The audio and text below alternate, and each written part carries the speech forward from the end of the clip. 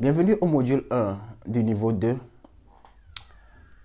Je suis très content de vous avoir dans la formation. Si vous êtes ici, c'est parce que vous avez déjà des notions au piano. Vous savez déjà jouer la majorité des choses élémentaires au piano. Et votre objectif en venant ici, c'est d'augmenter le niveau, d'être capable de retrouver la gamme d'un chant par exemple, de retrouver à l'oreille les notes qui sont jouées ou bien les accords qui sont joués, d'être capable vous-même de prendre une musique, de la jouer d'une façon correcte sans avoir forcément besoin ou bien recours à un enseignant dans un premier temps. Donc c'est la raison pour laquelle nous sommes là et une fois encore, je vous souhaite la bienvenue. Avant de commencer, j'ai quelques suggestions par rapport à la formation, d'accord? Prenez, la première suggestion, c'est que vous soyez fréquent sur le piano, que vous soyez vraiment régulier sur le piano. Si vous pouvez trouver 20 minutes, au moins 3 jours dans la semaine, c'est bon. Du moins, les exercices que nous proposons ont été configurés de cette façon. Maintenant, si vous pouvez trouver 20 minutes ou bien au moins 10 minutes tous les jours de la semaine, Dieu merci, c'est encore mieux. Ok? Donc, prenez beaucoup de temps avec le piano. Le second conseil que j'ai à donner, c'est d'être persévérant. Il y a des choses que vous allez voir qui ne seront pas forcément très faciles, mais soyez persévérant. Vous allez vous rendre compte en quelque temps que c'est juste du travail. C'est juste un peu de travail. Et cela vous permet parfois de sortir de votre zone de confort. Ok? Et le troisième conseil, qui est le meilleur conseil que je laisse pour la fin, c'est de toujours associer ce temps à la prière. Parce que la musique, c'est un instrument. Ce que vous voulez faire, l'objectif, c'est de glorifier votre Dieu. C'est d'honorer le Seigneur. Donc, prendre du temps pour prier avant de commencer à jouer ou bien prier avant de commencer à suivre les cours est très important. Ok? Donc, ceci étant dit, nous allons commencer les cours sur le module 1. Aujourd'hui, ce module 1, nous allons revenir sur les renversements d'accords. Nous avons vu au niveau 1 le principe du renversement d'accords. Nous avons vu que les accords, vous voyez l'accord de Do, Do, Mi, Sol. Ok? Do, Mi, Sol. Et nous avons vu le principe de renversement d'accords comme étant, si on veut avoir l'accord de Do, le premier renversement, au lieu de jouer Do, Mi, Sol, on prend le Do qu'on envoie de l'autre côté. Ça nous donne Mi, Sol, Do, n'est-ce pas? C'est ce que nous avons vu au niveau 1, lors du premier cours sur les renversements. Et Mi, Sol, Do, c'est le premier renversement. Maintenant, si on veut avoir le deuxième renversement, on prend le Mi qu'on envoie à l'autre octave. On aura Sol, Do, Mi, n'est-ce pas? Donc, Do, Mi, Sol, nous avons l'accord fondamental. Mi, Sol, Do, nous avons l'accord du premier renversement. Sol, Do, Mi, nous avons l'accord deuxième ou bien second renversement. C'est clair, n'est-ce pas? Maintenant, l'objectif de ce que nous allons faire cette semaine, voilà, cette semaine, comme je l'ai dit, c'est juste un rappel sur les renversements, ok? Donc, le premier jour, l'exercice que je vous demande de faire, c'est de vous rappeler une fois encore les accords. Oui, de vous rappeler sincèrement les accords. Parce que les accords majeurs, les gens pensent l'avoir connu, mais ce n'est pas vraiment ça. Donc, le premier jour, vous allez jouer les accords majeurs d'une façon, vous voyez, Do, l'accord majeur de Do, ensuite Do dièse, ensuite Ré dièse, ensuite Mi, ensuite Fa dièse, Sol dièse, La dièse, Si, Do. Ok?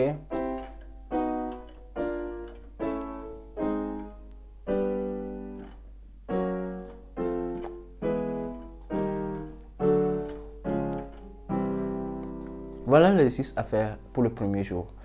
Et vous allez le faire en utilisant votre métronome.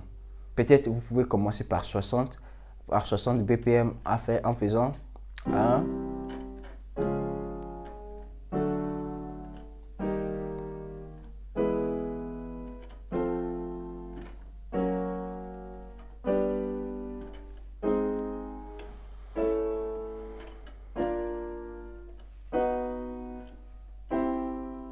ensuite, vous allez faire le mouvement retour, ok?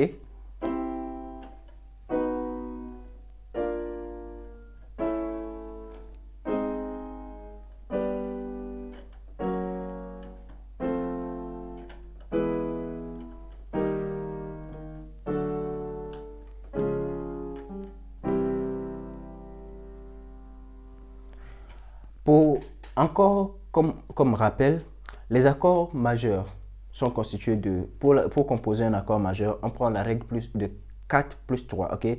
Vous avez Do, vous comptez 4 notes après, 1, 2, 3, le quatrième, ça nous donne Mi. Ensuite, 3 notes, 1, 2, 3, ça nous donne Sol, ok? Pour le Do dièse, 1, 2, 3, 4, 1, 2, 3. Pour le Ré, 1, 2, 3, 4, 1, 2, 3. Pour le Ré dièse, 1, 2, 3, 4, 1, 2, 3. Pour le Mi, 1, 2, 3, 4, 1, 2, 3. Pour le Fa, 1, 2, 3, 4, 1, 2, 3. Pour le Fa dièse, 1, 2, 3, 4, 1, 2, 3. Pour le Sol, 1, 2, 3, 4, 1, 2, 3. Pour le Sol dièse, 1, 2, 3, 4, 1, 2, 3. Pour le La, 1, 2, 3, 4, 1, 2, 3. Pour le La dièse, qu'on appelle encore Si bémol, 1, 2, 3, 4, 1, 2, 3. Pour l'accord de Si, 1, 2, 3, 4, 1, 2, 3. D'accord? Tout ça, c'est des petits rappels. Donc, ça va donner au final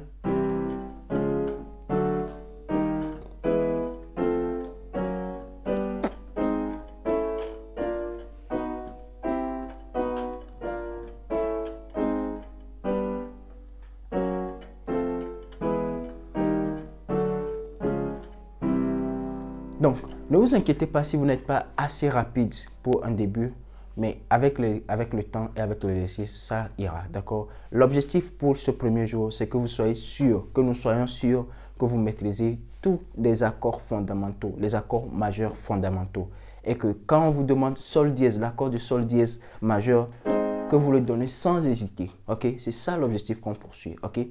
D'accord? Donc, l'exercice du second jour, ça sera un exercice de renversement d'accords. On va prendre la progression d'accords 1, 4, 5 dans la gamme de Do majeur. 1, on va jouer. À la main gauche, je fais Do, Sol, Do. À la main droite, je fais Do, Mi, Sol. Maintenant, ensuite, on ira à Fa. Fa, Do, Fa à la main gauche. Fa, La, Do à la main droite. Ensuite, on part à Sol. Sol, Ré, Sol à la main gauche. Sol, Si, Ré à la main droite. Et puis, je reviens encore à Do. Maintenant, ce que nous allons ajouter à cet exercice, c'est les renversements d'accords. Au lieu de jouer 1, 2, 3, 4, 1, 2, 3, 4, 1, 2, 3, 4, 1, 2, 3. On ne va pas le faire comme ça. On va plutôt utiliser 1, 2, 3, 4. 1, 2, 3, 4. On va à Sol. 2, 3, 4. Et puis on est à Do. Ok? Qu'est-ce que j'ai joué? C'est juste les accords renversés que je suis en train de jouer pour arrêter de faire quelque chose de monotone. Ok? On fait 1, 2, on est au premier renversement. Donc, Do, Mi, Sol, Do, Sol, Do, Mi, et puis Do, Mi, Sol. En suivant le métronome, bien sûr. Ok? 1, 2, 3, c'est parti. 1, premier renversement, deuxième renversement, fondamental. On va à Fa. Premier renversement, deuxième renversement, fondamental. Sol, premier, deuxième, fondamental, Do. Premier, deuxième, fondamental. Ok? Lorsque vous finissez ce premier exercice, vous allez faire toujours ce même exercice, mais en utilisant une autre grille d'accords, une autre progression d'accords. Ça sera le 6 mineur.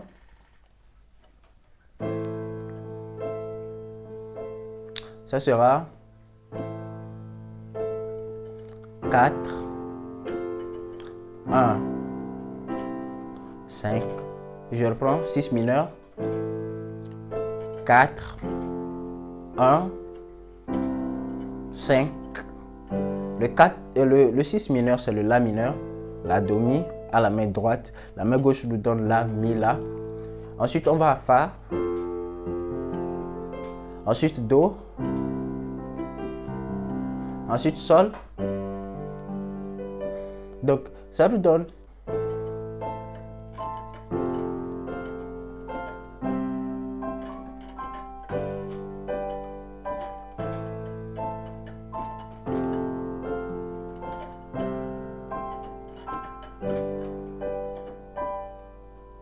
bon, voilà.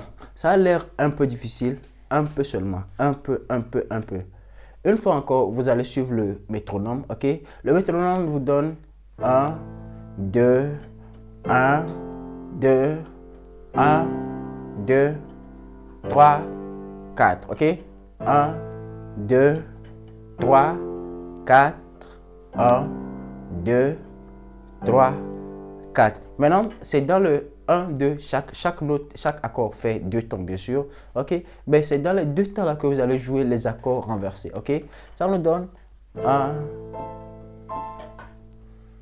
1, 2, 1, 3, 1.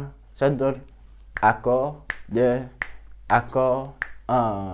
Donc, quand je fais, en fait, ce que je fais ici, c'est les renversements que vous jouez. D'accord?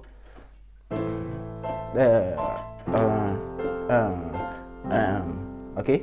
Vous voyez? Je reprends.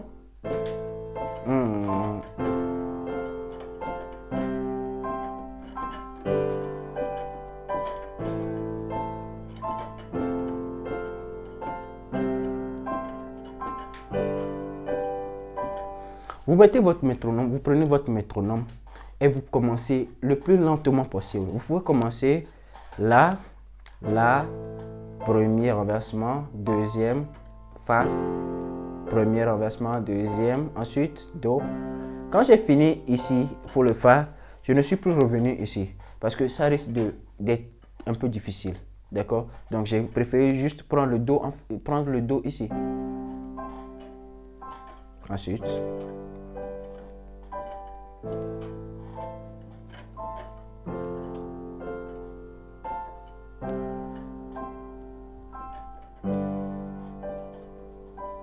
Ensuite, vous allez augmenter le tempo, le BPM, ok?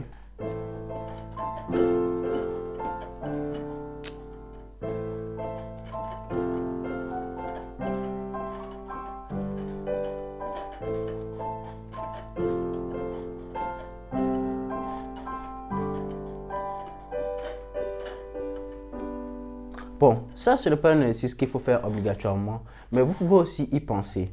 Au lieu de faire seulement, de monter seulement, vous pouvez décider de descendre, faire quelque chose comme.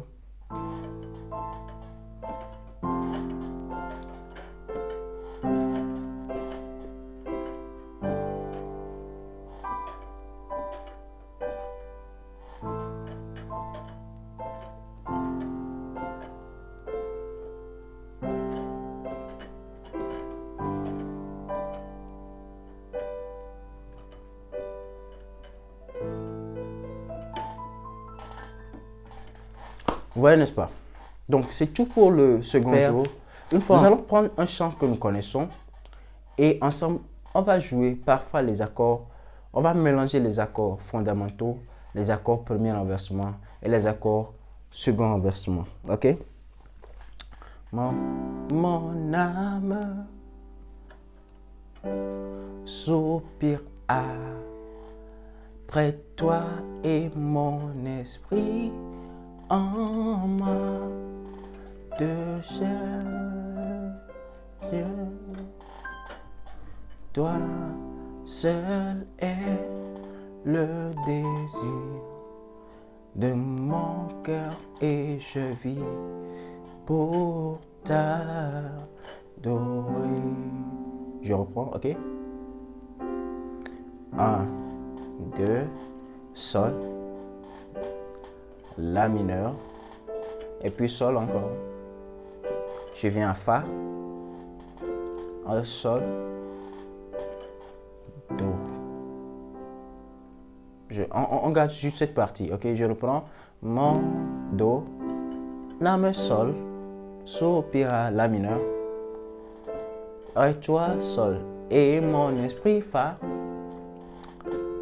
en moi Sol, te cherche Do. Juste cette partie, je reprends plus lentement. Mon âme Sol soupire près de toi et mon esprit Fa, en moi Sol, te cherche Do, te cherche. Vous voyez, on comprend, n'est-ce pas? Donc ici, ça sera quoi l'exercice? Moi, je vous montre ceci et puis avec les autres chants, vous allez vous aussi voir ce qu'il faut faire. Ok? Moi, au lieu de jouer, d'aller jusque là, j'ai préféré mon âme soupira près de toi et mon esprit en moi te cherche. Vous allez vous rendre compte qu'il y a des endroits où je joue le Do. Ensuite, je vais à Sol, premier renversement. Ok? Mon âme.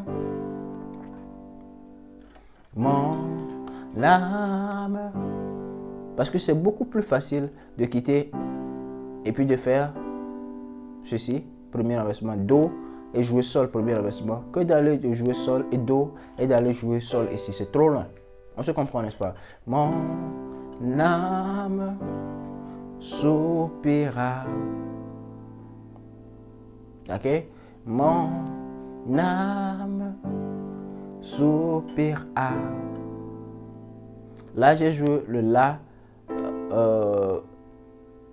premier renversement. Ok? Do. Mon âme soupira près de toi et mon esprit. Ok? Donc, quand j'ai fini le La, premier renversement, on vient encore à Sol. J'utilise encore le Sol, premier renversement. Ok? Près de toi et mon esprit. Au lieu d'aller jouer le Fa ici, je préfère jouer le Fa simple. Simple. Simple. Ici. Ok? Do, Fa, La. En moi, Sol. Je fais encore un Sol, premier renversement. De cherche, Sol. Donc, ce que vous allez faire, au lieu que je vous donne un autre chant à analyser et autres, je préfère que vous appreniez cette progression-là. Cette progression qui mélange à la fois les accords fondamentaux et puis les accords premier renversement. Vous allez l'apprendre. Nous sommes en temps de révision, ok? Ça fait 1.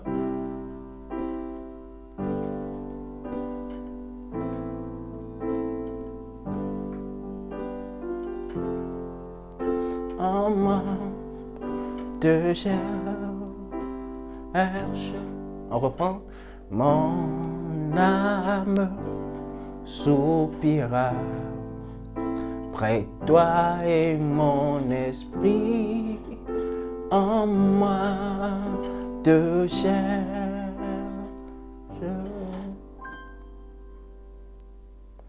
Donc, quand vous finissez cela, on peut aussi faire l'exercice de Jéhovah est son nom. Alors, Jéhovah est son nom, Fa. Oh. Jéhovah est son nom, Sol. Jéhovah est son nom. Maintenant, au lieu de jouer ces accords comme ça, prenez, exercez-vous avec les accords renversés. Ok? Au lieu de jouer ceci, moi je préfère déjà commencer avec le Do, premier renversement. Jéhovah est sonore. Le Fa, j'utilise le Fa normal. Oh, oh, oh, oh. Le Sol, j'utilise le Ré, Sol, Si. Le Ré, Sol, Si, c'est le Sol deuxième renversement. Ok? Sol. Jéhovah est son nom. Et puis je reviens au Do, premier renversement. Ok? Là, on est au niveau 2. Nous sommes des personnes vraiment, on maîtrise les accords. Donc, tout ce qu'il y a à faire, c'est de savoir jouer sur ces accords pour nous donner assez d'énergie pour mieux appréhender les chants. Ok? Je reprends. Jéhovah est son nom.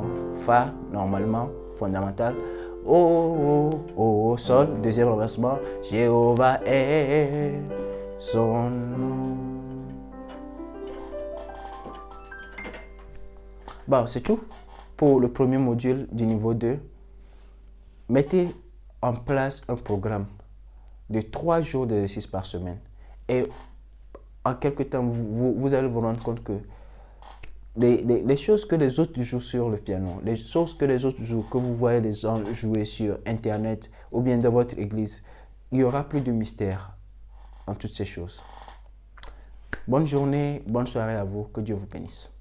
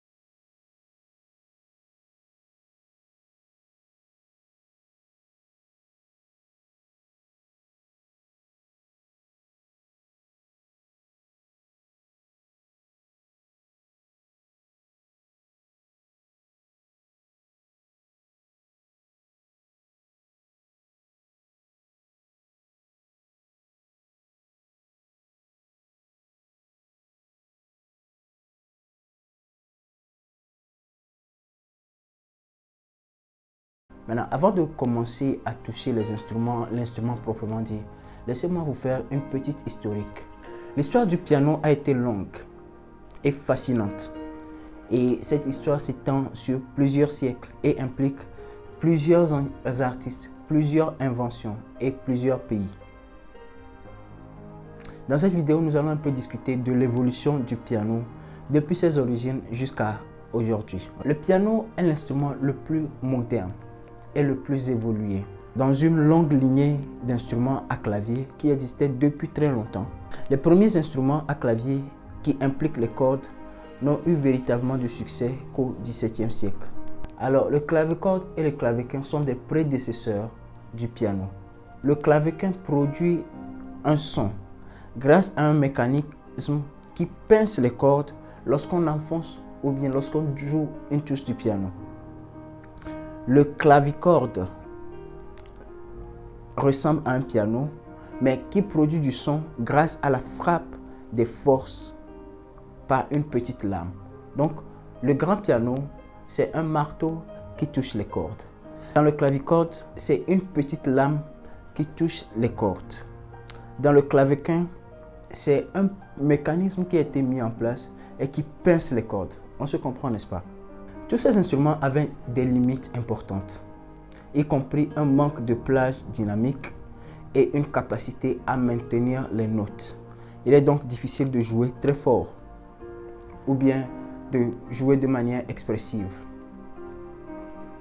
Ce n'est qu'au début du XVIIIe siècle qu'un nouvel instrument est apparu qui allait révolutionner la musique pour toujours, le piano.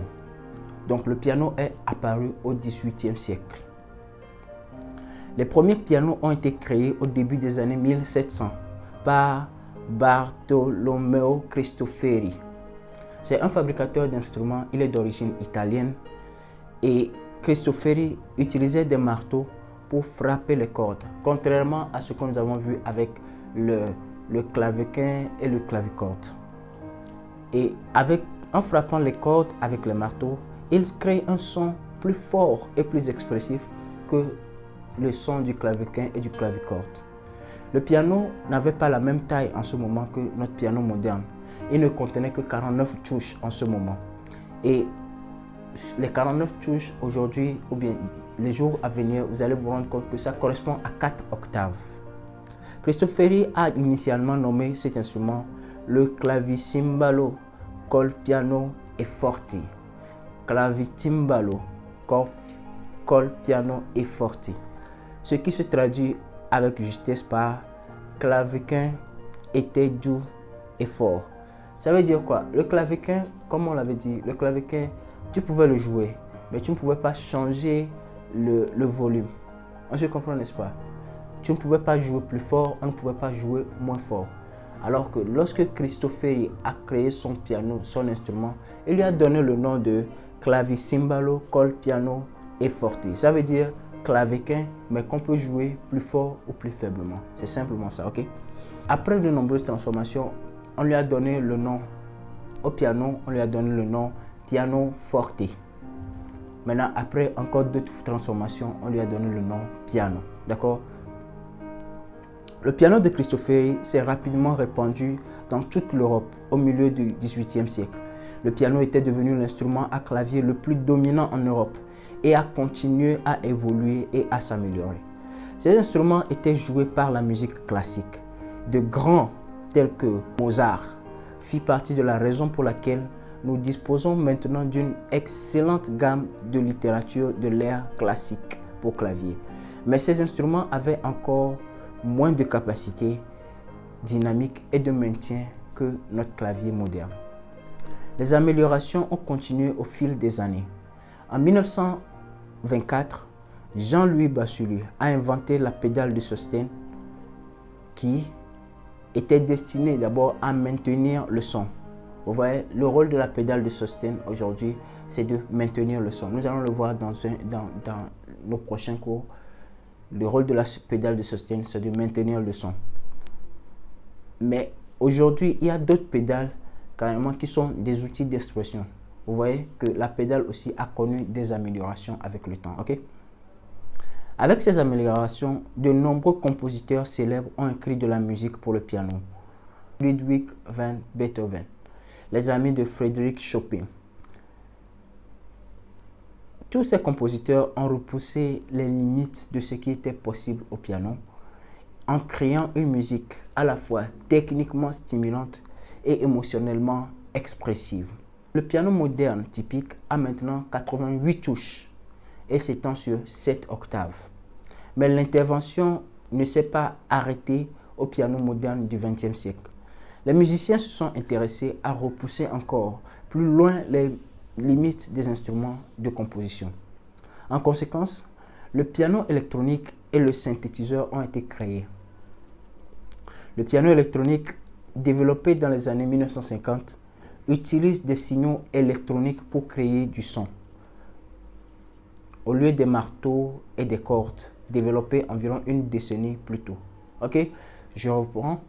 Les pianos électroniques, ils utilisent des signaux électroniques pour produire du son, contrairement aux grands pianos qui utilisent des marteaux et des cordes pour produire le son. On se comprend, n'est-ce pas? Plus tard, ils ont également utilisé des signaux électroniques pour créer des sons et des textures illimitées et uniques. Parfois une imitation d'autres instruments ou d'autres bruits existants. Les nouveaux instruments permettent une flexibilité et une polyvalence encore plus grande dans la création et l'interprétation de la musique. Ils permettent également une plus grande portabilité et un coût plus bas, ce qui rend le piano maintenant accessible à tout le monde. De plus, les petits claviers portables sont également devenus popularisés, permettant aux personnes disposant de peu de fonds ou bien d'un espace de logement limité de posséder et d'apprendre le piano. Ce qui n'était autrefois qu'un instrument réservé aux riches et aux doués, aux surdoués, est maintenant devenu un passe-temps très apprécié pour beaucoup de personnes. La musique ne serait jamais la pareille s'il n'y avait pas le piano. Il existe 5 types de claviers. Les pianos acoustiques, les grands pianos dont on vient de parler, le son est produit par un marteau, par les marteaux qui touchent les cordes. Donc, ok. Dès que vous jouez, lorsque vous enfoncez la touche du piano, les marteaux à l'intérieur du piano touchent les cordes à l'intérieur, ce qui produit le son. Ok. Il existe aussi des pianos numériques. Ils ont aussi 88 touches.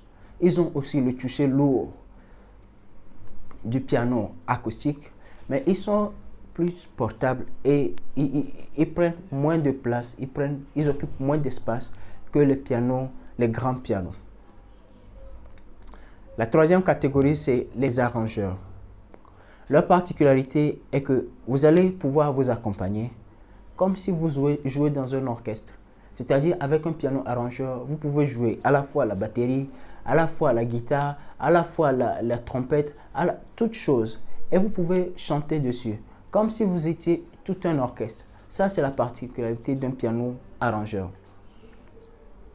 Les pianos arrangeurs, si vous le prenez, vous pouvez le diviser en deux parties. Une partie qui est utilisée pour jouer les accords, à partir d'un style choisi, bien évidemment. Et l'autre partie qui est utilisée pour jouer la mélodie. Ok?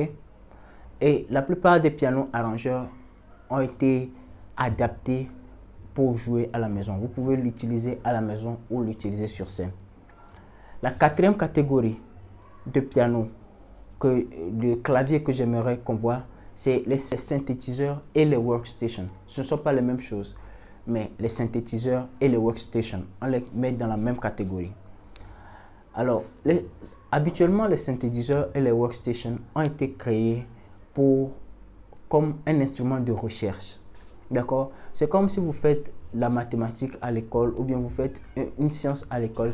Il y a certains qui font la recherche et d'autres qui font l'aspect professionnel.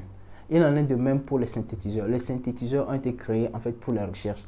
Les synthétiseurs, c'est pour créer, en fait, pour concevoir de nouveaux sons, pour explorer. Donc, c'est ça même l'origine, le but d'un synthétiseur. Pour trouver des sons très spécifiques. Il existe ce qu'on appelle les synthétiseurs analogiques. Il existe des synthétiseurs numériques. Ils sont utilisés soit en studio ou bien soit sur scène. Okay? Les workstations vous permettent de créer, d'éditer et de composer une musique uniquement avec cet appareil, sans avoir besoin d'un appareil supplémentaire. Maintenant, je reviens sur ceci. Les workstations, ce ne sont pas comme les arrangeurs. Les arrangeurs, il y a la musique qui est déjà créée à l'intérieur, les trucs de batterie qui sont déjà à l'intérieur. Donc vous cliquez dessus et ça vous donne déjà les sons de la batterie. Vous sélectionnez le style qui vous convient. Et puis avec votre main gauche, vous pouvez déjà jouer l'accompagnement, c'est-à-dire les accords. Et la main droite, vous faites ce que vous avez à faire. Vous jouez le chant qui vous convient. Le workstation va beaucoup plus loin que ça. Avec le workstation, vous-même, vous pouvez commencer à jouer à créer le style de la batterie que vous voulez. Voilà, c'est ce qu'il faut faire. Vous-même, vous pouvez créer le style de batterie que vous voulez faire et jouer, créer le style de piano que vous voulez jouer, créer le style de guitare que vous voulez jouer, créer n'importe quoi. Tout ce que vous voulez jouer, vous pouvez le faire avec le workstation. Ok, on se comprend, n'est-ce pas? Et le workstation, vous pouvez l'utiliser sans avoir besoin, vous pouvez l'utiliser pour créer ou bien pour concevoir votre musique sans avoir besoin d'un appareil supplémentaire. Maintenant, la cinquième catégorie et la dernière catégorie, c'est ce qu'on appelle les claviers maîtres. Alors, les claviers maîtres s'intègrent parfaitement avec un logiciel. On les utilise uniquement avec le logiciel. Ils ressemblent tous à un piano, mais si vous les allumez, ils n'ont aucun son incorporé en eux-mêmes. Tu les allumes, tu joues, tu n'entends rien. Parce qu'il n'y a pas de son incorporé dans un clavier maître. Un clavier maître, pour entendre un son, il faut obligatoirement le brancher à un logiciel, à un ordinateur, avec un logiciel spécifique. Donc, certains de ces logiciels, c'est FL Studio, on l'appelle encore Fruity Loops, Cubase. Il faut encore, leur particularité, c'est qu'on doit forcément les connecter à un logiciel avant qu'ils nous émettent un son. Donc, mesdames et messieurs, voici un peu l'histoire du piano. Une fois encore, le piano que vous avez chez vous à la maison, ou bien que vous avez dans votre église, ça n'a pas été créé comme ça du jour au lendemain. C'est le voyage de plusieurs décennies, même plus de 100 ans, ok? Avec des améliorations qui ont permis que vous ayez votre instrument. Donc, vous devez vraiment en prendre soin. Et puis, une manière de prendre soin de ce piano, c'est de vous donner à fond dans cette formation. C'est de vous donner vraiment à fond pour bien le jouer, pour bien le maîtriser. Surtout que nous sommes dans une formation chrétienne. Vous devez tout faire pour jouer correctement pour la gloire de notre Seigneur. D'accord? Donc, aujourd'hui, nous sommes dans le module 1. Cette première semaine, nous allons voir tout à l'heure comment est-ce qu'on nomme les notes au piano, les touches au piano. Et nous allons faire uniquement les touches blanches aujourd'hui, ou bien cette semaine. Nous allons voir comment est-ce qu'on donne, quel nom est-ce qu'on donne aux touches blanches. Et avec les exercices du jour 1, vous allez apprendre à reconnaître rapidement, à repérer rapidement les touches blanches au piano. Oui, je vais vous donner les noms des touches et vous allez les jouer rapidement. Ok, ça sera l'exercice du jour 1. L'exercice du jour 2 va consister à autre chose. L'exercice du jour 3 aussi va consister à autre chose. Mais ce qui est sûr, c'est qu'à la fin de cette première semaine, vous êtes capable de connaître les noms de toutes les notes, les touches blanches au piano. Vous allez déjà commencer à jouer quelques chants. Oui, au piano. Donc, une fois encore, bienvenue et que Dieu vous bénisse.